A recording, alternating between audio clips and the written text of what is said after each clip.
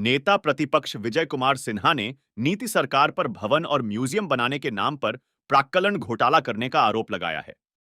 उन्होंने कहा कि राज्य में एक तरफ जहां अधिकतर विद्यालयों के भवन जर्जर हैं, इसका निर्माण नहीं हो रहा है, लेकिन दूसरी तरफ नीतीश सरकार म्यूजियम बनाने और अन्य तरह के निर्माण करने में पराक्रम घोटाला कर रही है।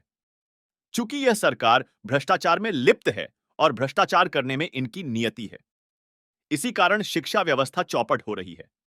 स्कूलों के भवन जर्जर हैं और सरकार के दिलचस्प उन भवनों को बनाने में है जहां भ्रष्टाचार के माध्यम से लूट खसोट किया जा सके। विद्यालय में भवन बनाने के लिए पैसा नहीं है। शिक्षा विभाग का अधिकतर भवन जर्जर है, लेकिन भवन विभाग के माध्यम से हजारों करोड़ रुपया संग्रहालय से लेकर के नए नए टावर और नए नए भवन बनाने में खुल करके प्राक्कलन घोटाला कर करके हजारों करोड़ खर्च कर रही है ये सरकार। और नेता प्रतिपक्ष के नाते मैं जवाब चाहता हूं कि आज विद्यालय के अंदर भवन क्यों नहीं बन रहा। आप पैसे का भवन निर्माण विभाग से इतने रुपये दूसरे मद में खर्च कर रहे हैं जिसकी आवश्यकता नहीं है।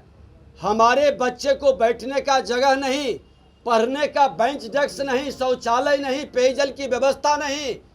शिक्षा विभाग को तहस नहस करने के लिए आप लोगों ने जो प्लानिंग किया है, शिक्षा विभाग को हम जब भी दौरा करेंगे भारतीय जनता पार्टी प्राथमिकता में लेगी और हर प्रखंड के अंदर शिक्षा विभाग के खामी को उजागर करके ये सरकार को विवश करेगी। और बिहार की जनता को, जो हर जाति के लोग उस सरकारी विद्यालय में पढ़ने जाते हैं, गरीब का बेटा, उसको अगर जो ये सरकार सुविधा नहीं देती है, इस सरकार का बहिष्कार करे, शिक्षा को सुधारे, या तो गद्दी छोड़े नहीं तो शिक्षा में सुधार करे। ये अभियान हम लोग चलाएंगे।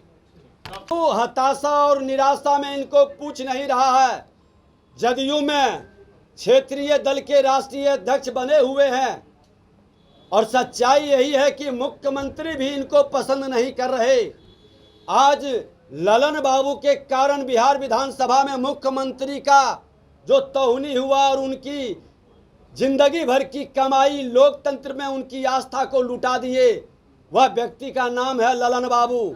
और ललन बाबू को आज उन्हीं के कैबिनेट के मिनिस्टर, मुख्यमंत्री के चहेते अशोक चौधरी जी जिस तरह से बेइज्जत और अपमानित किए हैं, वो बिलबिलाए हुए हैं।